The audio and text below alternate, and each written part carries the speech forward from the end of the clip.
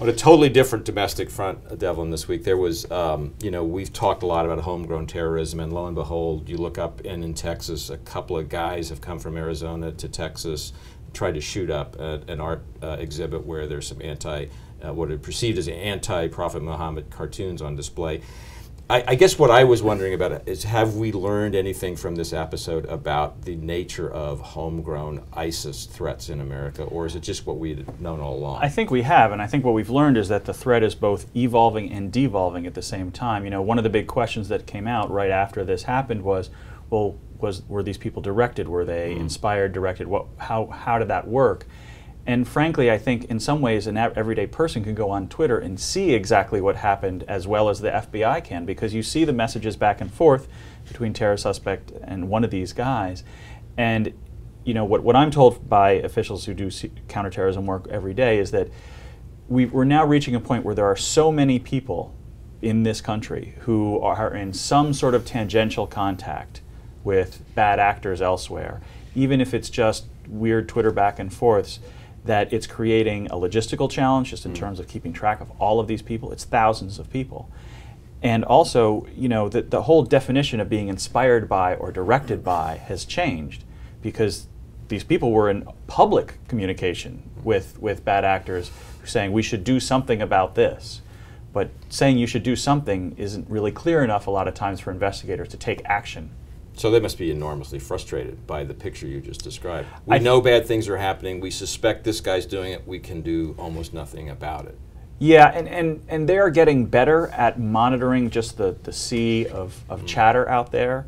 But I mean, think about what Twitter is. I mean, there's all sorts of stuff on it all day, and how you prioritize among those thousands of people is a hard call. And they're not going to, as a function of human nature, they're not going to get it right every time. I mean, what's interesting to me about Texas is that, in a weird way, the last line of defense held, which was these guys drove up to a security checkpoint and got into a shootout, and they were outgunned by one guy with a service revolver.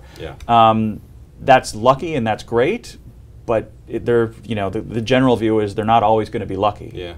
And they're not always going to be that great at the shooting, and you certainly don't want to wait to that point to be your way of stopping them. Also raises kind of the classic question about these situations, which is whether the threat is growing or just our awareness of the threat is becoming more clear so we see how big it is. I think what most people who do this work say is the threat is growing just as a geographic and numerical thing. The threat is growing, but it's also, you know, degrading in a lot of ways. You know, this is two guys with two guns who walked in the front door, essentially. In some ways, that is a much easier thing to game plan against than, you know, guys going to flight schools with box cutters and mapping out a strategy and having like a fairly sophisticated plan.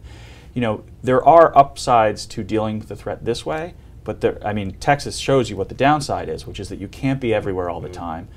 There are inherently cracks to the way this system works, and there will be bad actors that slip through those cracks. How realistic is it for law enforcement? You mentioned the Twitter traffic, for example. Like, you know, if there's a trail, not a paper trail, but if there's a trail to kind of see what these, I mean, but how realistic is it for them to, you know, monitor all that activity and then do something about it? I mean, well, that's just it. In the case civil liberties issues. In the case of one of these guys, they had an investigation on him. They were trying to figure out what he was up to, but he wasn't doing any big tells. He wasn't saying anything particularly alarming that made them think he's a threat right now. Yeah. They thought he was generally threatening and of concern, but they weren't ready to act, and because he wasn't saying he was ready to act. And that's the challenge. How do you look through this large pool of people who are just sort of generally talking about being upset and sort out which ones might actually put that into action?